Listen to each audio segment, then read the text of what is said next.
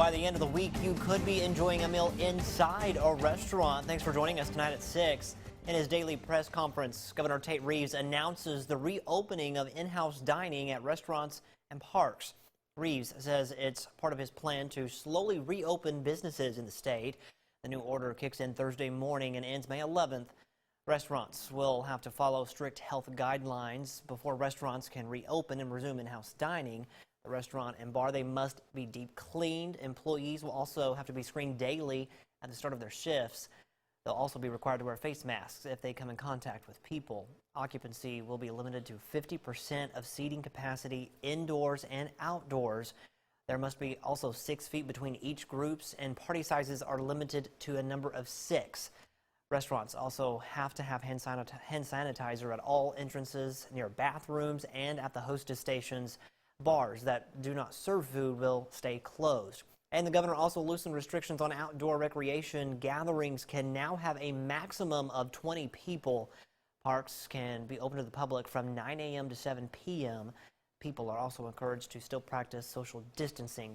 To read the full order, just visit our website, WCBI.com. Well, the new order wasn't the only topic of discussion during Governor Reeves' daily briefing. The governor spent much of the time railing against state lawmakers for passing a bill stripping Reeves' power to distribute over $1 billion in federal funds from the CARES Act, calling the legislation a reckless action by the House and Senate. The governor said that the issue centered around power over people. With the new actions today to safely reopen the state, Governor Tate Reeves says legislators need to rethink their actions and let him get money to Mississippians. If you want to make a point, or if you want to come after me personally, go for it. You can make up for every fight over the last 16 years if you want to. I understand that revenge is part of politics, and I'm more than willing to take my licks at the appropriate time. But this is not the appropriate time.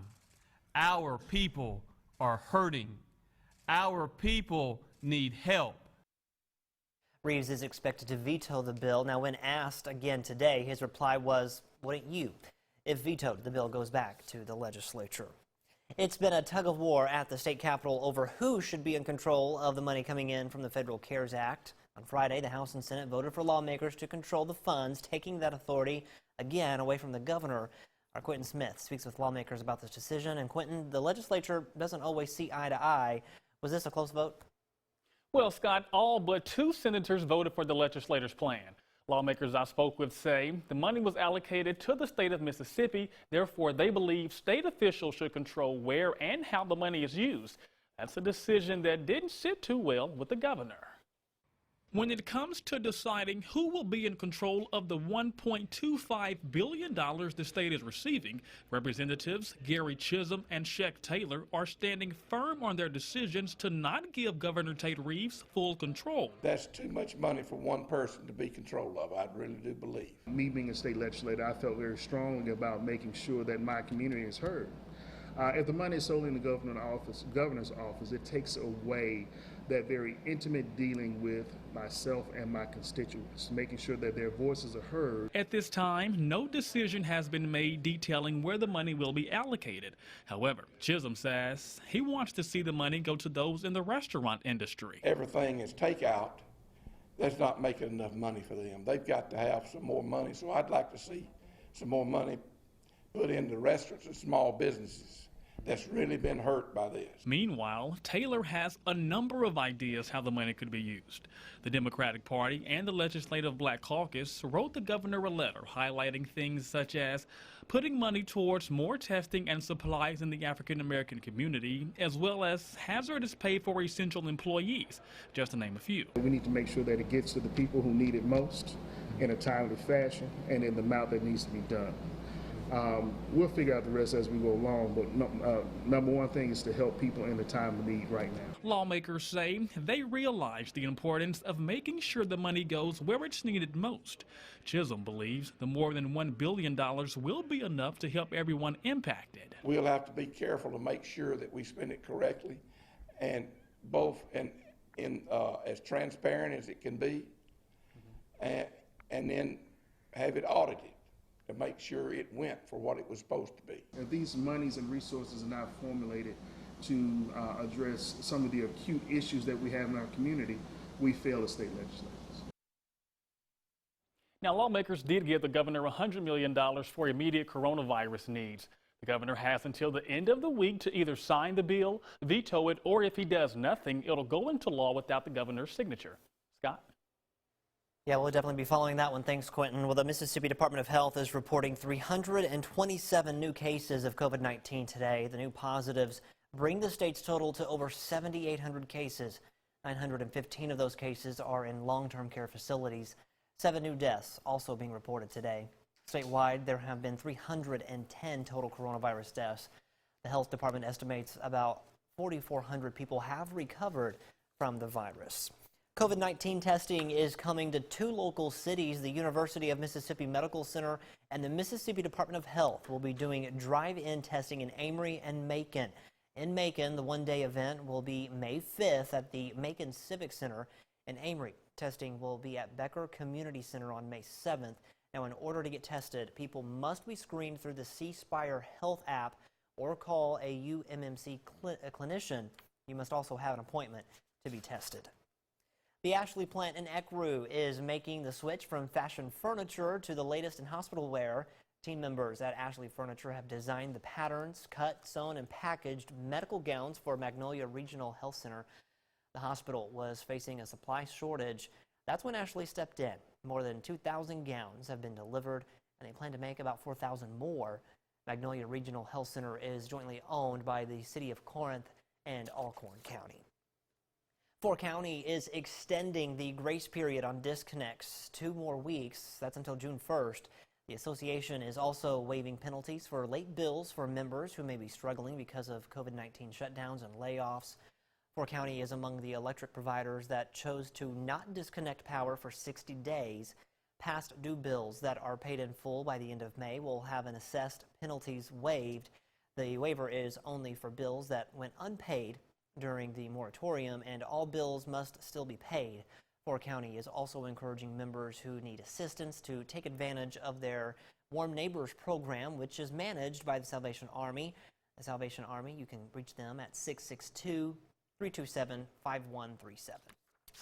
Warm and summer-like out there on our Monday evening, low and mid-80s. Not too bad. Get out there, make the most of it. We are looking pretty good. Now, there are some storms up to our north in West Tennessee. Look at these monsters up here by Humboldt and Dyersburg, Tennessee. These are wind and hail producers, but they're moving more east and southeast than south. So at this point, it looks like they're going to be bypassing our area this evening. Get out there, make the most of it. Great weather here right now. Still around 80 at 7 o'clock, partly cloudy later on this evening. Overnight lows into the mid to upper 60s. Now for tomorrow, we are looking at a chance. Ooh, there it is. We are looking at a chance for some scattered showers and storms still in the 80s, and then some cooler weather later this week. We'll talk about that in your full forecast coming up. All right, thanks so much, Keith. Well, around this time of year, the demand for landscapers is typically high, but since the COVID-19 outbreak, business has been pretty slow. But WCBI's Bobby Martinez spoke to one business owner about his workload in recent months. The coronavirus has made an impact on the landscaping business, and here at Smith Landscaping and Construction, owner Charlie Rippey says he's doing all he can to adjust to these new times. Very, very unusual. Those are the words to describe what business has been like in recent months for Charlie Rippey. Rippey says he's making sure his staff is following all health guidelines when doing the job. You know, we just take it one day at a time and try to keep our hands washed, and some of the guys wear masks, and we don't have any contact with our customers really, so we're pretty much open air, so I think that helps a lot. And since the coronavirus outbreak, Rippey says that his business has seen a decrease in the demand. We've seen a big decline in residential cleanups and stuff like that. We had several hotels and restaurants that we maintain that they don't have the customers that they were having, so they asked us to put them on hold, and we've done that, and so we felt it. Last year, at this time, we had a lot more what we consider cleanup jobs, and they're just not here this year because people are at home and doing things themselves. The way they interact with customers has also been a major change. Well, actually, we still go, but most of the time we talk to them through a window or a door. I mean, and they want to stay 30 feet away, which is very good. So it's different, but it's what we're have to do. Rippey says he is also hiring, and if anyone is interested, you can visit their Facebook page at Smith Landscaping and Construction. Reporting in Columbus, Bobby Martinez, WCBI News. Yeah, and again, there you can just visit their Facebook page if you're interested, so it's good to hear that they're still hiring.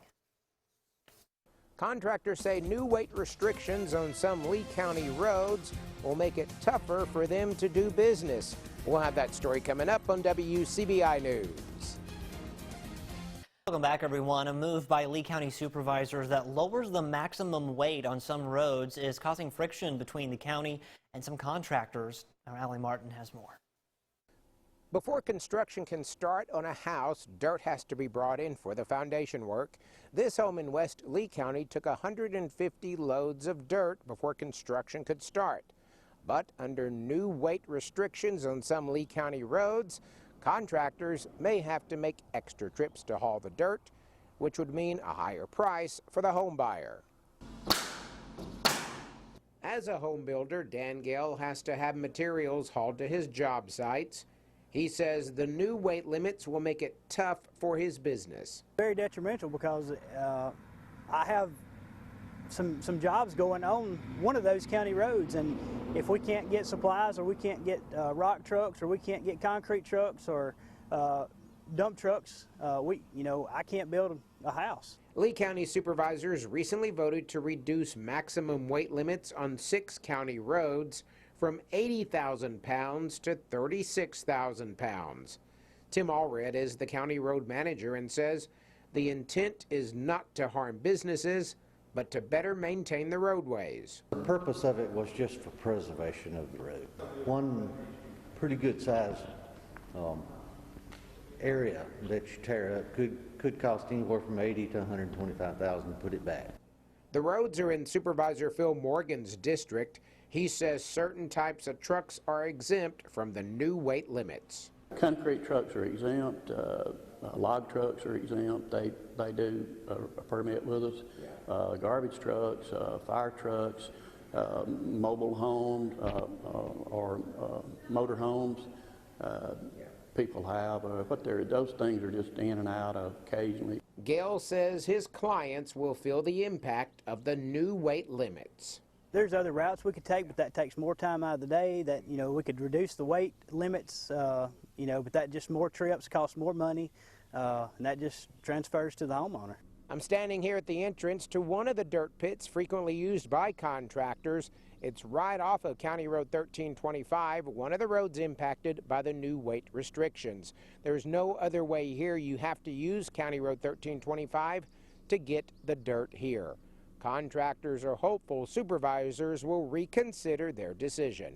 In Lee County, Allie Martin, WCBI News.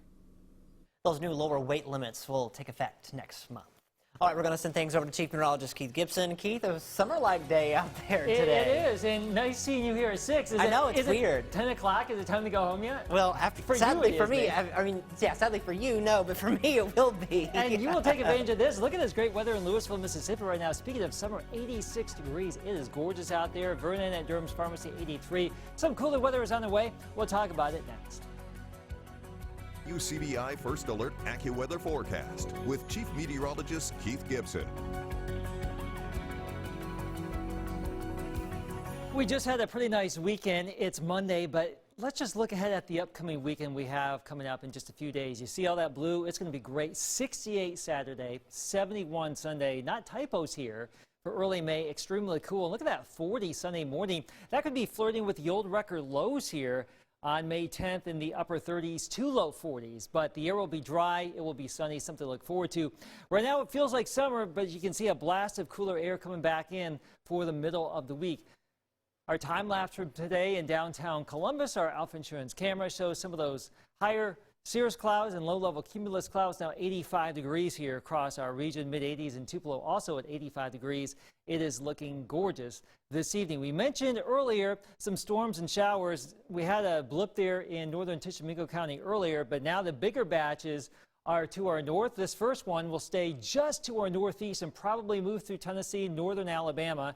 And then the other one is back here from southwest Missouri into Oklahoma. That will gradually come our way, but we think that will weaken before it gets here. So we're in the sweet spot right now, it looks like, for the rest of this evening and tonight, but pretty active over the last 2 days here. Complexes of storms with wind and hail racing just to our north. But again, we are in the sweet spot here with temperatures in the 80s. A lot of sunshine. It will be a great evening tonight. 66 degrees. Can't rule out a stray shower storm, but assume dry weather until proven otherwise. By midday tomorrow into the afternoon with a cold front, we will have a chance for some storms. The wind, notice how it will veer around from the southwest to the northwest as that front comes on in here. So upper 70s to low 80s, that will do it for our Tuesday. We don't envision any strong or severe weather tomorrow.